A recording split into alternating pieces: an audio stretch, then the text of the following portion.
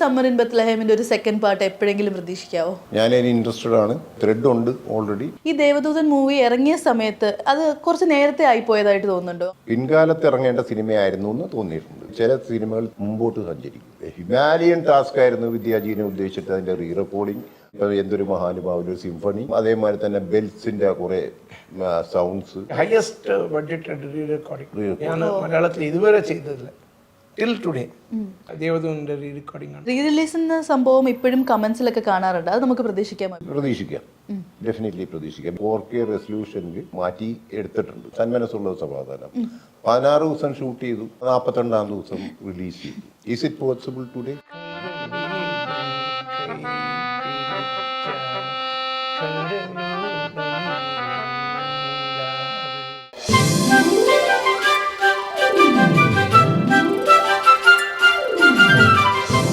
Hello and welcome to Noor talks. അപ്പോൾ ഇന്ന് എൻ്റെ കൂടെ ഉള്ളത് മാരിവില്ലിൻ ഗോപുരങ്ങളുടെ വിശേഷങ്ങളുമായി നമ്മുടെ സ്വന്തം Vidyaji and Siyad Koker sir. Welcome. How is sir? First class, thank you. സുഖാണോ? സുഖം. ഓക്കെ, അപ്പോൾ മാരിവില്ലിൻ ഗോപുരങ്ങൾ ഇതൊരു കംപ്ലീറ്റ് ഒരു മ്യൂസിക്കൽ ട്രീറ്റ് എന്ന് പറയാൻ പറ്റുമോ? Complete musical treat, yes. Full ഒരു വിദ്യാജി മാജിക് നമുക്ക് ഇതിലും കാണാൻ പറ്റും അല്ലേ? കാണാൻ പറ്റും. അതുകൊണ്ടാണ് വിദ്യാസാഗർ ഇതിലുള്ളത്. യെസ്. എന്ത് പറയുന്നു സർ? ആക്ച്വലി ഞാനല്ല, പ്രൊഡ്യൂസർ എൻ്റെ മകളാണ്. കോക്കേഴ്സ് മീഡിയ എൻ്റർടൈൻമെൻറ്റ്സ് എന്ന ബാനറാണ് അത്. ഷെർമീൻ സിയാദ് എന്ന് പറയുന്നത്. ഞാനൊരു സെക്കൻഡ് ജനറേഷനിലേക്ക് കോക്കേഴ്സ് ഫിലിംസിനെ പകർന്നു കൊടുക്കാനുള്ള ഭാഗമായിട്ടാണ് എൻ്റെ പ്രിയ സുഹൃത്തായ വിദ്യാസാഗറിനെ കൊണ്ട് തന്നെ ഇതിൻ്റെ സോങ്സ് കംപ്ലീറ്റ് കമ്പോസ് ചെയ്യിപ്പിച്ച് മ്യൂസിക് ചെയ്തിരിക്കുന്നത്. എല്ലാ എൻ്റെ നേരത്തെയുള്ള സിനിമകളിൽ വിദ്യാജി ചെയ്ത അതേ ടോണിൽ തന്നെ അതിലും മെച്ചപ്പെട്ട രീതിയിലുള്ള ഇന്നത്തെ യങ് ജനറേഷന് പറ്റുന്ന വിധത്തിലുള്ള സോങ്സാണ് ഇതിലുള്ളത്. സർ, ഇത് സമ്മർ ഇൻ ബത്ലഹേമായിട്ട് എന്തെങ്കിലും റിലേഷൻ ഉണ്ടോ? ഈ ഒരു സോങ് എടുക്കാനായിട്ട് അതുമായിട്ട് എന്തെങ്കിലും കണക്ഷൻ ഉണ്ടോ ഈ ഒരു മൂവിക്ക്? ഇല്ല. ഇത് കോക്കേഴ്സിന്റെ തന്നെ ഒരു മൂവി ആയതുകൊണ്ട് മാത്രം അങ്ങനെ ഒരു സോങ് വന്നതാണോ? അതെ. അല്ല, ആ സോങ് ഉണ്ട്, ആ ടൈറ്റിൽ, ആ വരികൾ മാരിവില്ലിൻ ഗോപുരങ്ങൾ. പിന്നെ അതാണ് ഈ പടത്തിന് ചേരുന്ന ഒരു ടൈറ്റിലാണ് അത്. അതുകൊണ്ടാണ് വെച്ചത്. പിന്നെ ആ പാട്ടുള്ളത് അവരുടെ പടത്തിലല്ലേ. പിന്നെ ഇതിപ്പോൾ ആരുടെ സജഷൻ ആയിരുന്നു ഈ ഒരു ടൈറ്റിൽ? ദാറ്റ്സ് ഓഫ് കോഴ്സ് നമ്മുടെ ഡയറക്ടർ ആൻഡ് സ്ക്രിപ്റ്റ് റൈറ്ററിൻ്റെ സജഷൻ തന്നെയായിരുന്നു. അത് ഞാനത് ഓക്കെ ചെയ്യൂ എന്ന് വെച്ച് കഴിഞ്ഞാൽ ബിക്കോസ് ഈ സബ്ജക്റ്റ് ആവശ്യപ്പെടുന്ന രീതിയിലുള്ള ഒരു ടൈറ്റിലാണ് മാരിവില്ലിൻ ഗോപുരങ്ങൾ എന്ന് പറയുന്ന ടൈറ്റിൽ. ഈ സബ്ജക്റ്റ് നിങ്ങൾ സിനിമ കണ്ടു കഴിയുമ്പോൾ മനസ്സിലാവും എന്തുകൊണ്ടിട്ടാണ് ഒരു സോങ് വന്നു എന്നുള്ളത്. സർ, ഇവർ വീണ്ടും സാറിനെ ഈ മാരിവില്ലിൻ ഗോപുരങ്ങൾ എന്ന് പറഞ്ഞ സോങ് വീണ്ടും ഈ ഒരു മൂവിയിലൂടെ ഇത്രയും വർഷങ്ങൾക്ക് ശേഷം വീണ്ടും യൂസ് ചെയ്യാനായിട്ട് സാറിനെ അപ്രോച്ച് ചെയ്തപ്പോൾ എന്തായിരുന്നു സാറിൻ്റെ ഒരു ലൈക്ക് മൈൻഡിൽ എന്താ പെട്ടെന്ന് വന്നത്? അത്രയും വർഷത്തെ മെമ്മറീസ് വന്നിരുന്നു? അത് മെമ്മറി അല്ല, പിന്നെ എപ്പോഴും ഉള്ളത് കൊണ്ട് അത് മെമ്മറി ആവാനില്ല. See only when it is a thing of the past, അതാണ് memory. It's not a thing of the past. It's always we are always with the music. നമ്മുടെ പടങ്ങളുടെ മ്യൂസിക്കും അതുകൊണ്ട് നടക്കുകയാണ്. സോ അല്ല, ഇത് ഈ മാരിവില്ലിൻ ഗോപുരങ്ങളിന് ടൈറ്റിൽ പറയുമ്പോൾ എനിക്ക് ഐ വാസ് സർപ്രൈസ്ഡ്. പക്ഷേ ആ പാട്ട് ഈ പടത്തിൽ യൂസ് ചെയ്തിട്ടില്ല. അത് വെറുതെ പ്രൊമോഷന് വേണ്ടി അതിനെ യൂസ് ചെയ്തതാണ്. പടത്തിലുള്ളത് വേറെ പാട്ടുകളാണ്, ഈ സോങ് ഇല്ല. ഓക്കെ, സമ്മർ ഇൻ ബത്ലഹേമിനെ ഒരുപാട് നമുക്ക് പഴയ മെമ്മറീസ് വ്യൂവേഴ്സിന് വരുന്നുണ്ട്. അപ്പോൾ നമുക്ക് സമ്മർ ഇൻ ബത്ലഹേമിൻ്റെ ഒരു സെക്കൻഡ് പാർട്ട് എപ്പോഴെങ്കിലും പ്രതീക്ഷിക്കാവോ? എനിക്ക് പറയാൻ പറ്റില്ല. എന്ന് വെച്ച് കഴിഞ്ഞാൽ ഓഫ് കോഴ്സ് ഞാനതിന് ഇൻട്രസ്റ്റഡ് ആണ്.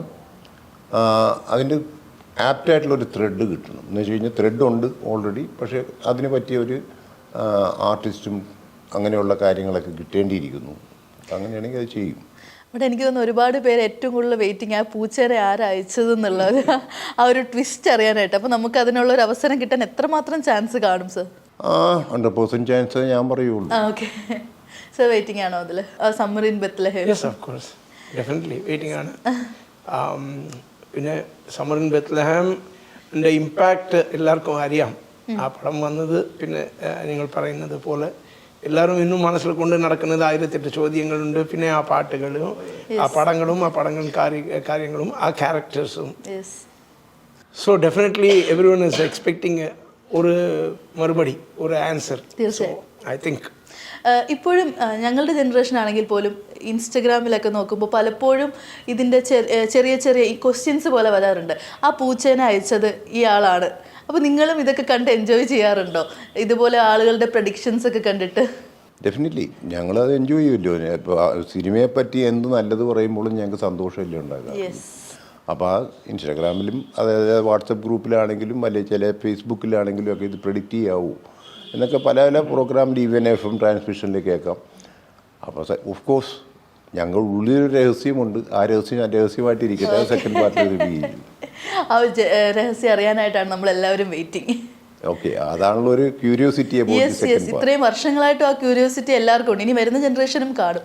അതെ. വിദ്യാസാഗർ കാണാറുണ്ടോ ഇതേപോലെയുള്ള മീംസ് ഒക്കെ വരാറുള്ളത്, ഈ സമ്മർ ഇൻ ബത്ലഹേമിനെ കുറിച്ചിട്ടൊക്കെ? അല്ല, പൊതുവേ ഈ മീംസ് മലയാളത്തിൽ എഴുതിയ പിന്നെ എനിക്ക് വായിക്കാൻ അത്ര പറ്റില്ല. പിന്നെ അതുകൊണ്ട് ആരെങ്കിലും അല്ലെങ്കിൽ അത് ട്രാൻസ്ലേഷൻ വരുമ്പോൾ അത് കാണുന്നുണ്ട്. But mostly I don't come across ഈ പാട്ടുകളുടെ കവറൊക്കെ ഇടുമ്പോൾ അത് ചിലത് കാണാറുണ്ട്. എനിക്ക് തോന്നുന്നു ഒരുപാട് ഇത്രയും വർഷങ്ങളായിട്ട് പോലും ഇപ്പോഴത്തെ ജനറേഷനും കഴിഞ്ഞ ജനറേഷനും ഇനി വരാൻ പോകുന്ന ജനറേഷനും ഒക്കെ വിദ്യാജി മ്യൂസിക് എന്നൊക്കെ പറയുമ്പോൾ ലൈക്ക് അവർ അത്രയും സ്നേഹിക്കുന്നുണ്ട്. മ്യൂസിക്കിന് അപ്പോൾ ഒട്ടും ഒരു ഏജ് ഇല്ല അല്ലേ, എപ്പോഴും ഫ്രഷ് ആണല്ലേ? സാറിന് എന്ത് തോന്നുന്നു ആ ഒരു സ്റ്റേറ്റ്മെന്റിനോട്? Music is divine, so it is timeless, ageless അല്ലേ? അതെ. പിന്നെ നല്ല സംഗീതമായിക്കൊണ്ട് once it affects you, not at this level but at this level, then it stays for a very very long time. Yes. അതാണ് സംഗീതത്തിൻ്റെ ഒരു സ്വഭാവം. സംഗീതം എപ്പോഴും വെറുതെ കേൾക്കാൻ മറ്റുമല്ല, പിന്നെ അത് അകത്തെ ചെന്ന് ഏതെങ്കിലും ചെയ്യണം നമുക്ക്. You have to feel something when you listen to music. അതാണ് ഈ സ്വഭാവം, സംഗീതത്തിൻ്റെ സ്വഭാവം അതാണ്. അതിനു വേണ്ടിയാണ് സംഗീതം അല്ലേ? അല്ലെങ്കിൽ ഇവിടെ ഈ AC നോയ്സ് ഉണ്ട്, പിന്നെ ഇവിടെ ചാറിനകത്തുണ്ട്, ആ നോയ്സ് ഉണ്ട്, ഇതൊക്കെ രജിസ്റ്റർ ആവുന്നില്ല. പക്ഷെ സംഗീതം അങ്ങനെയല്ല. അത് കേട്ട് കഴിഞ്ഞാൽ പിന്നെ അത് മനസ്സോടെ നിൽക്കണം, ആ ഈണം നിൽക്കണം, ആ വരികൾ നിൽക്കണം. And it has to do something to you, to your whole wellbeing. നിങ്ങളുടെ തമ്മിലുള്ള ഒരു ഫ്രണ്ട്ഷിപ്പിന്റെയും ഒരു മേജർ ബോണ്ട് ഈ ഒരു മ്യൂസിക് തന്നെ ആയിരുന്നു? It started with music and it continues with music. And it has expanded beyond music. Everything. സാറിൻ്റെ ഒരുപാട് മൂവീസിൽ വിദ്യാജി മ്യൂസിക് ചെയ്തിട്ടുണ്ട്. എന്നാൽ പോലും പെട്ടെന്ന് മനസ്സിലോട്ട് ഓടിയെത്തുന്ന ഒന്ന് രണ്ട് ഗാനങ്ങൾ ഏതാന്ന് പറയാമോ സർ? ഗാനമായിട്ടല്ല, ഞാൻ എൻ്റെ ലൈഫിൽ സിനിമ മേക്കിംഗ് എന്ന് പറയുന്ന ലൈഫിൽ എന്നെ അതിശയിപ്പിക്കുന്നതും ഇന്നും ഞാൻ കൊണ്ടു നടക്കുന്നതുമായ എന്തൊരു മഹാനുഭാവലും ദേവദൻ്റെ ഒരു ഓർക്കസ്ട്രേഷൻ. അത് തീർച്ചയായിട്ടും പല പല മഹാന്മാരും ഇൻഡസ്ട്രിയിലുണ്ട്, മ്യൂസീഷ്യൻസായിട്ട്, മ്യൂസിക് ഡയറക്ടേഴ്സായിട്ട്. പക്ഷേ ആരും അതിനോട് കിടപിടിക്കുന്ന വിധത്തിൽ, ഞാൻ ആരെയും കൊച്ചാക്കിയല്ല സംസാരിക്കുന്നത്, അതിന് കിടപിടിക്കുന്ന വിധത്തിലുള്ള ഒരു സബ്സ്റ്റിറ്റ്യൂട്ട് വേറെ ഒരെണ്ണം കേട്ടിട്ടില്ല ഞാൻ. അപ്പം നാച്ചുറലി എനിക്ക് വിദ്യാജിയുടെ സമീപത്ത് ഞാൻ ഇരിക്കുമ്പം ഐ ആം പ്രൗഡ് ഓഫ് എന്തൊരു മഹാനുഭാവലും. പിന്നെ ഓഫ് കോഴ്സ് സമ്മർ ഇൻ ബത്ലഹേമിൽ എത്രയോ ജന്മമായി. ഈവൻ ഒരു ഡിവോഷണൽ സോങ് ആണെങ്കിൽ മറവത്തൂർ കനവിലെ ആ ഡിവോഷണൽ സോങ് ഉണ്ട്, കരുണാമയനെ. അത് ഒരു ഡിവോഷണൽ സോങ് ആയിട്ട് കൺവേർട്ട് ചെയ്യാൻ വേണ്ടി ചെയ്തതല്ല.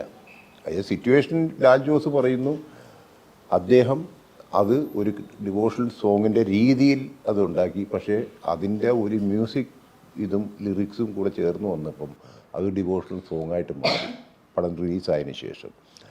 സോ അത് നാച്ചുറലി ഒരു എക്സ്ട്രാ ഓർഡിനറി ലെവലിൽ ചിന്തിക്കുന്ന ഞാനാണ്. എന്ന് വെച്ചാൽ ഇങ്ങനെ ഒരു മനുഷ്യൻ ക്രിസ്ത്യൻ ഡിവോഷണൽ സോങ് ആയിട്ട് അത് കൊണ്ടുവരുമ്പോഴത്തേക്കും അതെങ്ങനെ ആൾക്കാർ എടുത്തു എന്ന് ഞാൻ അതിശയിച്ചിട്ടുണ്ട്. പലരും എൻ്റെ അടുത്ത് അതിനെപ്പറ്റി സംസാരിച്ചിട്ടുമുണ്ട്.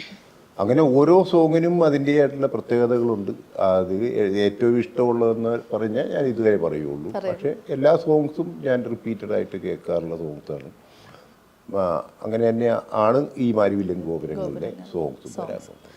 സർ, ഇപ്പോൾ ഈ മാരിവില്ലൻ ഗോപുരങ്ങളുടെ ഈ ഒരു ടൈറ്റിൽ അനൗൺസിനൊക്കെ ശേഷം നമ്മുടെ സുരേഷ് ഗോപി സാറോ ജയറാമേട്ടനോ മഞ്ജുചേച്ചിയോ ആരെങ്കിലും ഈ ഒരു ടൈറ്റിൽ കണ്ടിട്ട് വിളിച്ചിരുന്നോ? അല്ല, ഞാൻ വിളിക്കുകയാണ് ചെയ്തത്. ഞാൻ വിളിക്കുകയെന്ന് വെച്ച് കഴിഞ്ഞാൽ ഇതിൻ്റെ പ്രൊമോഷൻ കാര്യങ്ങളൊക്കെ ആയിട്ട് വരുമ്പോഴത്തേക്കും ഈവൻ സുരേഷ് ഗോപി എൻ്റെ അടുത്ത് പറഞ്ഞു, ഞാൻ വിളിച്ചു പറഞ്ഞപ്പോഴത്തേക്കും പുള്ളി ഞങ്ങൾക്ക് ഇതിൻ്റെ ഒരു പ്രൊമോഷൻ സാധനം വേണം. ജയറാമിനോട് വിളിച്ചിരുന്നു, മഞ്ജുവിനെ വിളിച്ചിരുന്നു. മഞ്ജു ഓട്ടോ സ്റ്റേഷനായിരുന്നു. പക്ഷേ ഇവർ രണ്ടുപേരും എൻ്റെ അടുത്ത് പറഞ്ഞത് ഇത് ഞങ്ങളുടെ ഒരു ട്രേഡ് മാർക്കാണ്, മാരിവില്ലൻ ഗോപുരങ്ങൾ എന്ന് പറഞ്ഞ സോങ്. അപ്പം നാച്ചുറലി ഞങ്ങളത് വരും, അത് ചെയ്യും. അത് സുരേഷാണ് ഏറ്റവും എൻകറേജിങ് ആയിട്ട് സംസാരിച്ചതും. തീർച്ചയായിട്ടും അതെൻ്റെ സുഹൃത്ത് ബന്ധമുണ്ട്. വിദ്യാജിയുടെ ഈ സോങ് അങ്ങേരെ ഇപ്പോഴും തിരിച്ചറിയപ്പെടുന്നു എന്നുള്ള ഒരു വികാരത്തിലാണ് ഞങ്ങളെടുത്ത് സംസാരിച്ചത്. നിങ്ങളുടെ ഒരു ഇപ്പോൾ കോക്കേഴ്സ് മീഡിയയുടെ തന്നെ പ്രൊഡക്ഷനിൽ സമ്മർ ഇൻ ബെത്ലഹേം ആണെങ്കിലും ദേവദൂതൻ ആണെങ്കിലും അപൂർവരാഗം ഒരുപാട് മൂവീസ് ഉണ്ട്. അപ്പോൾ ഓട്ടോമാറ്റിക്കലി ഈ കോക്കേഴ്സ് മീഡിയ ഒരു മൂവി പ്രൊഡ്യൂസ് ചെയ്യുന്ന സമയത്ത് ആദ്യം തന്നെ മ്യൂസിക് എന്ന് പറയുമ്പോൾ മറ്റൊരു ഓപ്ഷൻ ഇല്ലാതെ തന്നെ വിദ്യാജി എന്നുള്ളൊരു ഓപ്ഷൻ മാത്രമേ ഉള്ളൂ. അതുകൊണ്ടാണോ അങ്ങനെ സംഭവിക്കാറ് കൂടുതലും? എൻ്റെ മകളായതുകൊണ്ട് തീർച്ചയായിട്ടും അങ്ങനെ വേണമല്ലോ ആലോചിക്കാൻ. അല്ലെ എൻ്റെ മകളായി തീരൂല്ല, ഈ പ്രൊഡക്ഷൻ ഇതായിട്ട് വരില്ല. ബിക്കോസ് എൻ്റെ ടേസ്റ്റ് ഉള്ളൊരു മകളാണ് എനിക്കുള്ളത് എന്ന് തിരിച്ചറിഞ്ഞുകൊണ്ടിട്ടാണ് സെക്കൻഡ് ജനറേഷനിൽ ഈ എൻ്റെ മകളെ അതിലേക്ക് ഇൻട്രൊഡ്യൂസ് ചെയ്യാനുള്ള കാരണം. അപ്പോൾ അത് അവൾ എന്നിൽ നിന്ന് കണ്ടു പഠിച്ച കാര്യങ്ങളും പിന്നെ വിദ്യാജിയുടെയൊക്കെ അവരുടെ കുട്ടിക്കാലത്ത് തന്നെ ഞാൻ വിദ്യാജിയായിട്ടുള്ള അസോസിയേഷനുണ്ട്, 25-30 വർഷമായിട്ടുള്ള അസോസിയേഷനുണ്ട്. അപ്പോൾ അവരുടെ കുട്ടിക്കാലത്തും ഈ അവരെ സന്ദർഭവശാൽ ഇദ്ദേഹത്തിൻ്റെ വർഷവും അല്ലെങ്കിൽ എന്ന് പറയുന്ന സ്റ്റുഡിയോയിൽ പോകുമ്പോഴും ഒക്കെ ഇവരുടെ മൈൻഡിൽ അത് കിടപ്പുണ്ട്. അപ്പോൾ ആ ടേസ്റ്റ് ഉള്ളത് കൊണ്ടിട്ടാണ് അവർ ഇതിൽ ഇങ്ങനെ ഒരു സബ്ജക്റ്റ് വന്നപ്പോൾ തന്നെ ആക്ച്വലി എൻ്റെ മകളടക്കം എൻ്റെ അടുത്ത് സജസ്റ്റ് ചെയ്ത് നമുക്ക് വിദ്യാജീനെ കൊണ്ടുവരാം. അങ്ങനെ സാറിൻ്റെ മകള് കോൾ ചെയ്തപ്പോൾ തന്നെ സാറിന് ഒരുപാട് സന്തോഷം തോന്നിയിരുന്നു? Of course. ആദ്യം അച്ഛൻ വിളിച്ചു, പിന്നെ ഇപ്പൊ മകൾ വിളിക്കുകയാണ്, പിന്നെ അടുത്ത് അവരുടെ മകളും വിളിക്കും. ഞങ്ങളുടെ കോൾ എപ്പോഴും ഒരു ഫാമിലിയുടെ കോളായിട്ടാണ് ആദ്യം, അല്ലാതെ നോട്ട് എ പ്രൊഡ്യൂസർ മ്യൂസിക് അല്ല. ഇങ്ങനെ ഒരു പുതിയ പ്രൊഡ്യൂസറിനോ അല്ല ഒരു പുതിയ പ്രൊഡക്ഷൻ അങ്ങനെയല്ല. See, it's like my home pitch. Yes. So ആ ബന്ധം കൊണ്ട് നമുക്ക് എപ്പോഴും ഓൾവേസ് എനിക്ക് തന്ന എല്ലാ പടങ്ങളും, ഞങ്ങൾ ചെയ്ത എല്ലാ പടങ്ങളും we have tried our best to give the best songs. പിന്നെ അതുകൊണ്ടാണ് ആ എഫേർട്സും with God's grace and blessings ഇത്ര കാലം ഇത്ര ജനറേഷൻ കഴിഞ്ഞിട്ടും പിന്നെ മനസ്സിൽ നിൽക്കുന്നുണ്ട് ആ പാട്ട്. അപ്പോൾ അതിന് കേട്ട് വളർന്ന് അടുത്ത ജനറേഷൻ പ്രൊഡ്യൂസർ വരുമ്പോൾ അവർക്കും വേണം അതുപോലത്തെ എങ്ക പടത്തിനും പാട്ട് വേണം, അടുത്ത ജനറേഷന് നമുക്ക് തരേണ്ട പാട്ട് വേണമെമ്പോൾ വളരെയധികം സന്തോഷമുള്ള ഒരു വിഷയമാണ്. അതുകൊണ്ട് ഞാൻ ഏറ്റെടുത്തത്. സാർ, ഈ ഒരു കംഫർട്ട് സ്പേസ് ഉണ്ടല്ലോ, ഇതാണോ നല്ല നല്ല പാട്ടുകൾ വരാനുള്ള ഒരു ചെറിയ ഭാഗം റീസൺ എങ്കിലും ആ ഒരു കംഫർട്ട് സ്പേസും കൂടിയാണോ? Of course, definitely. പിന്നെ അവർക്ക് ഇപ്പോൾ വെറുതെ ഫ്രണ്ട്ഷിപ്പോ ഇല്ല മറ്റു കാര്യങ്ങൾ പുറത്തെ വെച്ചാൽ പിന്നെ they respect that music, they are love towards that music, not me. ആരെങ്കിലും മ്യൂസിക്കിനോടൊപ്പം അവർക്കുള്ള എന്താ പറയുക, ആ ലവ് ഉണ്ടല്ലേ, അതാണ് will make us do even better. പിന്നെ കഴിഞ്ഞ പടത്തിൽ നമ്മൾ ഇതുപോലെ പാട്ടുകൾ ചെയ്തിട്ടുണ്ട്, പിന്നെ ഇത് വേറെ പടമാണ്, ഈ പടത്തിൽ എന്താണ് ബെസ്റ്റ് തരേണ്ടത്. So it always drives you to do the best. Sir, Kokers productions ഒരു ചെറിയ ഗ്യാപ്പിന് ശേഷമാണ് ഇപ്പോൾ വീണ്ടും വരുന്നത്. ആ ഒരു ചെറിയ ഗ്യാപ്പ് വരാനുള്ളൊരു റീസൺ എന്താണ്? ഓഫ് കോഴ്സ് അത് വളരെ ഒരു പൊളിറ്റിക്കൽ ക്വസ്റ്റ്യൻ ആണെന്ന് വെച്ച് കഴിഞ്ഞാൽ ഇപ്പോഴത്തെ ഈ ഒരു സിനിമയുടെ ലോകം തീർച്ചയായിട്ടും നമ്മളെ എന്താ പറയുക, ഒന്ന് സൈഡ് ലൈൻ ചെയ്യും. നമുക്ക് പ്രൊഡക്ഷൻ വേണോ വേണ്ടയോ എന്നുള്ളൊരാശയക്കുണ്ട്. പക്ഷേ cost of production is too high. എനിക്ക് വിദ്യാജീൻ്റെ അടുത്ത് പറയാം, വിദ്യാജി എനിക്ക് ഇങ്ങനെയാണ് സിറ്റുവേഷൻ, ഇങ്ങനെയാണെന്ന് പറയാം. പക്ഷേ ഇന്ന് മറ്റുള്ള ജനറേഷനിൽ ഇപ്പോൾ ഉള്ള ഒരു ആർട്ടിസ്റ്റോ ടെക്നീഷ്യനോ ഇതൊന്നും ലിസൺ ചെയ്യാൻ തയ്യാറല്ല. പക്ഷേ അത് ഒത്തുവരാൻ വേണ്ടിയുള്ള കാത്തിരിപ്പായിരുന്നു ഞങ്ങൾ.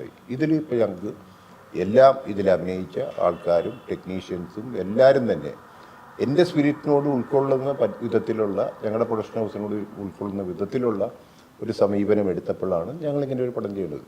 പഴയ കാലത്ത് മലയാള സിനിമയിലും ഇൻഡസ്ട്രി മൊത്തം കുറച്ചുകൂടെ കോപ്പറേറ്റീവ് ആയിരുന്നു എന്നാണ് സാർ പറയുന്നത്? കുറച്ചല്ല, ഞാൻ പറഞ്ഞേക്ക് മറ്റേ എൻ്റെ സെക്കൻഡ് പിക്ചർ സന്മനസ്സുള്ള സമാധാനം 16 ദിവസം ഷൂട്ട് ചെയ്തു, 42-ാം ദിവസം റിലീസ് ചെയ്തു.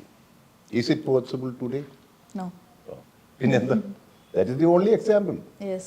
16 days shooting with Mohanlal, Thilakan, Mamukkoya and everybody. And said heavy subject that we shoot for 16 days. 42nd day released. ഇപ്പൊ ആലോചിക്കാൻ കൂടി വയ്യ അത്. ആ ഡിഫറൻസ് ഞാൻ പറഞ്ഞ നേരത്തെ ഗ്യാപ്പ് എന്ന് പറയുന്നത്. അപ്പോൾ ആസ് എ പ്രൊഡ്യൂസർ ഇപ്പോൾ നമ്മുടെ മലയാള സിനിമയിലാണെങ്കിൽ പോലും സിനിമ ഇറങ്ങിയ ഉടനെ തന്നെ മൂവി റിവ്യൂ, പണ്ട് അങ്ങനെ ഇല്ലായിരിക്കുമല്ലോ, ഈ മൂവി റിവ്യൂസും എന്താ റിയാക്ഷൻസും അങ്ങനത്തെ ഒരുപാട് സംഭവങ്ങളുണ്ടല്ലോ. ഇതൊക്കെ പ്രൊഡ്യൂസേഴ്സിനെ ഒരുപാട് എഫക്റ്റ് ചെയ്യുന്നതായിട്ട് തോന്നിയിട്ടുണ്ടോ? ഞാൻ ഇതൊന്നും ബോധർ ചെയ്യാത്ത മനുഷ്യനാണ്. എന്ന് വെച്ച് കഴിഞ്ഞാൽ ഇവർ റിവ്യൂ പറഞ്ഞുകൊണ്ടിട്ടല്ല സിനിമ കളക്ഷൻ ഉണ്ടാവുന്നതും കളക്ഷൻ ഇല്ലാതാകുന്നതും. ഇന്നത്തെ ജനറേഷനിൽ അല്ലെങ്കിൽ ഇന്നത്തെ കാലഘട്ടത്തിൽ ആ കോണ്ടന്റിന് ഒരു വാല്യൂ ഉണ്ടെങ്കിൽ ആര് എന്ത് പറഞ്ഞാലും അത് കളക്ട് ചെയ്യും. ഞാൻ വിശ്വസിക്കുന്നത് അങ്ങനെയാണ്. പിന്നെ അതിൽ അഡീഷണലായിട്ട് ഞങ്ങൾക്ക് ചെയ്യാൻ പറ്റുന്ന എൻ്റെ സുഹൃത്ത് ബന്ധത്തിലുള്ള മ്യൂസിക് ഡയറക്ടറെ കൊണ്ട് ചെയ്യാൻ പറ്റുന്ന വെച്ചാൽ ഞങ്ങൾക്ക് നല്ല മ്യൂസിക് തരിക, നല്ല സോങ്സ് തരിക. അപ്പോൾ അത് തന്നു. അപ്പം ഞങ്ങൾക്ക് ഷുവറാണ് ഈ പടത്തിൽ എല്ലാം ഉണ്ട്. നർമ്മമുണ്ട്, ഒരു സബ്ജക്റ്റ് ഉണ്ട്, റിലേഷൻഷിപ്പ് ഉണ്ട്. അങ്ങനെ മൊത്തം ഫാമിലി നേച്ചറിലാണ് തന്നെ ഹ്യൂമറസ് ആയിട്ട് മ്യൂസിക്കിനാണ് ഇമ്പോർട്ടൻസ് പറഞ്ഞു പോകുന്ന ഒരു കഥയാണ്. മനസ്സിലായ? അപ്പം അത് ഇനി ആര് പറ്റൂല അല്ലെങ്കിൽ പറ്റും എന്ന് പറയാം, അല്ലെങ്കിൽ ക്രിട്ടിക്സ് എന്തെങ്കിലും പറഞ്ഞെന്ന് വിചാരിച്ചിട്ട് നമ്മളാരും ഭയപ്പെടും. നല്ല പ്രോഡക്റ്റ് ചെയ്യുന്ന ഒരാളെ ഉദ്ദേശിച്ചിട്ട് criticism is not a matter. ഞാൻ ലിസ്റ്റ് ചെയ്യാറില്ല. ഒന്നാമത്തെ കാര്യം, ഒരാളെ പറ്റി വേറെ കുറ്റം പറയണം. പക്ഷേ ഇവർക്കൊക്കെ റേറ്റിംഗ് കൂടുന്നു എന്ന് പറയണത് ബിക്കോസ് നമ്മുടെ മലയാളത്തിൽ തന്നെ വേൾഡിൽ ചിലവ് അങ്ങനെ ആയിരിക്കാം, അല്ലെങ്കിൽ സൗത്ത് ഇന്ത്യയിലും അങ്ങനെ ആയിരിക്കാം. ഒരാളെ കുറ്റം പറയണത് കേൾക്കാനാണ് ഇന്നത്തെ ജനറേഷന് ഇഷ്ടം. മനസ്സിലായ? അല്ലെങ്കിൽ ഒരു കോമൺ ആൾക്കാരെ ഇപ്പോൾ വിദ്യാജിനെ പറ്റി വേണമെങ്കിൽ കമൻറ്റ് ചെയ്യാം. ഇത് നിങ്ങളുടെ മറ്റേ സമ്മർ ഇൻ ബത്തേമിൻ്റെ പാട്ടിൻ്റെ അത്ര ആയില്ല. പറഞ്ഞുകൊണ്ട് വല്ല കാര്യമുണ്ട്. അത് കാശ് മുടക്കി എനിക്ക് കുഴപ്പമില്ല, എനിക്കല്ല മീൻസ് എൻ്റെ മകൾക്ക് കുഴപ്പമില്ല, എൻ്റെ ഡയറക്ടറിന് കുഴപ്പമില്ല, എൻ്റെ സ്ക്രിപ്റ്റ് റൈറ്ററിന് കുഴപ്പമില്ല, വിദ്യാജിക്ക് കുഴപ്പമില്ല, ലിറിസിസ്റ്റിന് കുഴപ്പമില്ല. സെയിം ടൈം വേറെ ആൾ പറയണ അയാൾ ഏത് പാട്ട് കണ്ടുപിടിച്ചാണെങ്കിൽ അതേമാതിരി ഒരു പാട്ട് ചെയ്യട്ടെ, വിദ്യാജി ചെയ്യണ മാറ്റത്തെ ഒരു പാട്ട് ചെയ്ത് കാണിച്ചിട്ട് പറയുക, കണ്ട ഇതാണ് ഇതിൽ വരേണ്ട പാട്ട്, അതല്ലേ ചെയ്യും വിദ്യാജി, അല്ലേ? ഇതെല്ലാം നിങ്ങൾ ചെയ്യേണ്ടിയിരുന്നത്. അവർ ഓർക്കസ്ട്രയൊക്കെ വെച്ചിട്ട് ഒരു പാട്ടുണ്ടാക്കിയിട്ട് ഈ പാട്ടായിരിക്കണം അവിടെ എന്ന് പറയാനുള്ള ധൈര്യം ആർക്കും ഇല്ലാത്ത എന്താ? അപ്പൊ പിന്നെ എന്തിനാ comment is very easy. Yes, അതെ അതെ, നമുക്ക് എഫേർട്ട് ആണ് പാട്. No but so before you comment you should think 100 times how much effort has gone into that.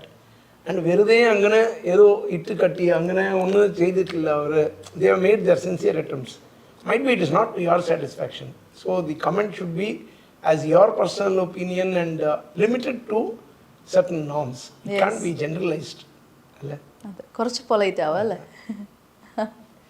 Don't hurt the other person. Sir, അതുപോലെ തന്നെ ഇപ്പോൾ നമുക്ക് മലയാളികൾക്ക് ഓണം വരികയാണെങ്കിൽ ഇത്രയും 25 വർഷങ്ങൾക്ക് മുമ്പ് സാർ ചെയ്ത പറനിറയെ പൊന്നിളക്കും, അതിൻ്റെ ആ ഒരു ഇൻട്രോ മ്യൂസിക് ഇല്ലാണ്ട് നമുക്ക് ഓണം ഇമാജിൻ ചെയ്യാനേ പറ്റില്ല. എല്ലാ ചാനൽസിലും അത് തന്നെയായിരിക്കും, ഇത് തന്നെയായിരിക്കും ഫുൾ. അപ്പോൾ ഇത്രയും വർഷങ്ങൾക്ക് മുമ്പ് തന്നെ ഒരു നോൺ മലയാളി ആയിട്ടുള്ള ഒരാൾക്ക് നമ്മുടെ കേരളത്തിൻ്റെ പൾസ് അത് എവിടെ നിന്ന് കിട്ടി? ഞാൻ സ്ഥിരമായിട്ട് അതിനു വേണ്ടി എപ്പോഴും എല്ലാ ഇൻ്റർവ്യൂവിലും ഞാൻ പറയുന്നത് ഒന്നാണ്, ഇത് ദൈവം തന്നതാണ്. Okay, you have to understand. ഞാൻ ഏത് ചെയ്താലും I always believe that it's being given by God. അപ്പോൾ നിങ്ങൾക്ക് വേണ്ടി ഈശ്വരനെ തന്നതാണ്. I'm a medium, so it has come through me. എൻ വഴിയേ വന്ന ഒരു പാട്ടാണ്, അത്രയേ ഉള്ളൂ. And I feel truly blessed and I'm very happy. Onam album ചെയ്യുമ്പോൾ ആ സമയത്തിന് കുറേ പടങ്ങളുണ്ടായിരുന്നു, തിരക്കിലായിരുന്നു. ബട്ട് ഈ പാട്ടുകളെല്ലാം അങ്ങനെ വന്നത് അത് റിയൽ മാജിക്. ആൻഡ് നിങ്ങൾ പറയുന്നത് പോലെ last 25 years every Onam this has been A signature music. അപ്പോൾ ആ ഫ്ലൂട്ട് ബിറ്റ് കേൾക്കുമ്പോൾ തന്നെ നമുക്ക് അറിയാം ഓണം. അതെ അതെ, ആ ഒരു കേൾക്കുമ്പോൾ നമുക്ക് ഓണം എത്തിയെന്ന് തന്നെ ഫീൽ ചെയ്യുന്നുണ്ട്. വിത്തൗട്ട് ആ ഒരു BGM നമുക്ക് ഓണമാണെന്ന് നമുക്കൊരു ഫീലില്ല. അതില്ലാണ്ട് നമുക്ക് ഓണം ഒട്ടും എക്സ്പെക്ട് ചെയ്യാനേ പറ്റില്ല.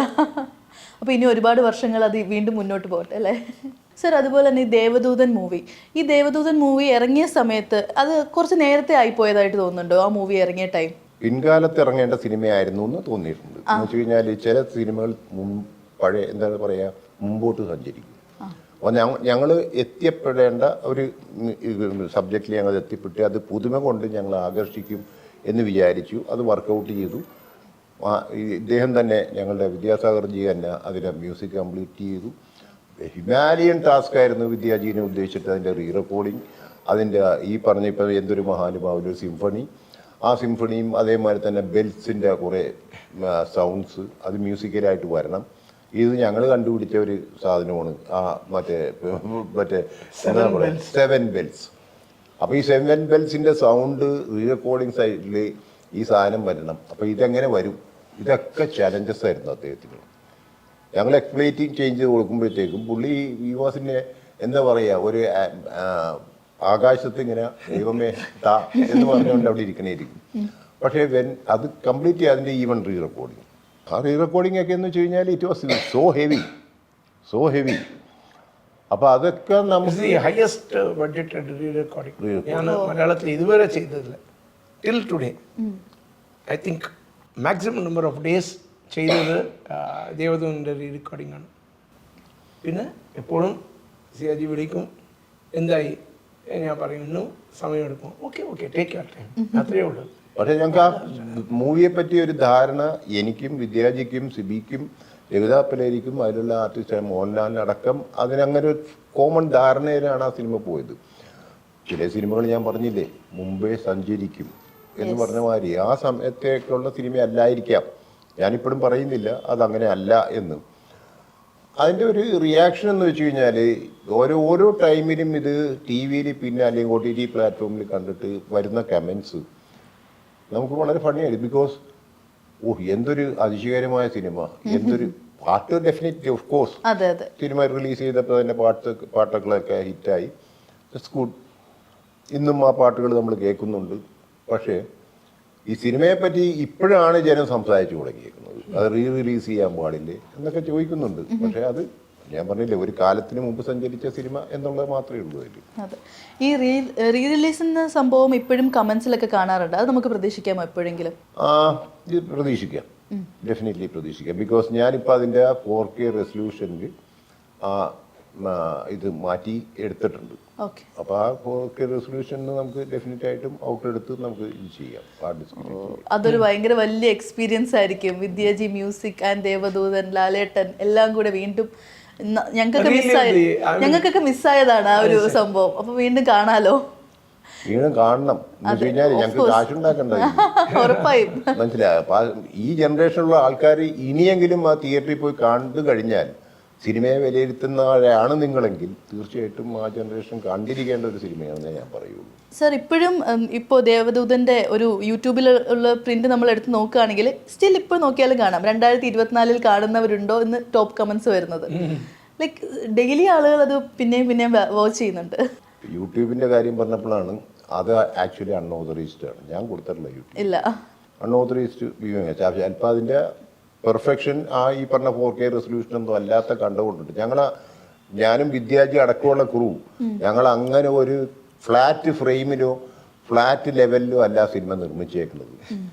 ഇപ്പൊ ആ സിനിമ ബ്ലാക്ക് ആൻഡ് വൈറ്റിൽ കണ്ടുകൊണ്ട് വല്ല കാര്യമുണ്ടോ? ഞങ്ങൾ കളറില ഷൂട്ട് ചെയ്തത്. പിന്നെ DTS മിക്സിംഗ് ആണ്. അദ്ദേഹം ഇത്രയും ടൈം എടുത്ത് ചെയ്ത ഒരു സാധനം, അത് ഒരു ഫ്ലാറ്റ് ആയിട്ട് കേൾക്കുമ്പോഴത്തേക്ക് എന്ത് ഇമ്പാക്ട് ഉണ്ടാകാനാണ്. സത്യം. ഈ 4K എന്ന് പറഞ്ഞപ്പോൾ നമുക്ക് ഫോണിലൊക്കെ ഇടയ്ക്ക് ഈ സോങ്സിൻ്റെ ഒക്കെ ചെറിയ ബിറ്റ് പോർഷൻസ് ഒക്കെ 4K വിഷ്വലിൽ നമ്മൾ കണ്ടിട്ടുണ്ട്. ഇപ്പോൾ ഇൻസ്റ്റാഗ്രാമിലൊക്കെ വരാറുണ്ട്. അപ്പോൾ ഈ ഒരു 4K ഫുൾ മൂവി കാണാമെന്ന് പറയുമ്പോൾ ഭയങ്കര excited. It will be a big, it's a great theatrical experience എന്ന് പറയും. അതുപോലെ you have to experience that film. That film is an experience always, in always. അതായത് കാണുന്നതും കേൾക്കുന്നതും എല്ലാം complete. It will be an experience. Yes. And I hope he releases in 4K. Yes. Sir, അപ്പോൾ മാരിവില്ലൻ ഗോപുരങ്ങൾ of course ഒരു വലിയ success ആവട്ടെ. പക്ഷെ നമുക്ക് വൈൻഡപ്പ് ചെയ്യുന്നതിന് മുമ്പ് ദേവദൂതനിൽ ആ ഒരു ചെറിയൊരു പോർഷൻ സാർ ഒന്ന് മൂളാമോ നമുക്ക് വേണ്ടിയിട്ട്?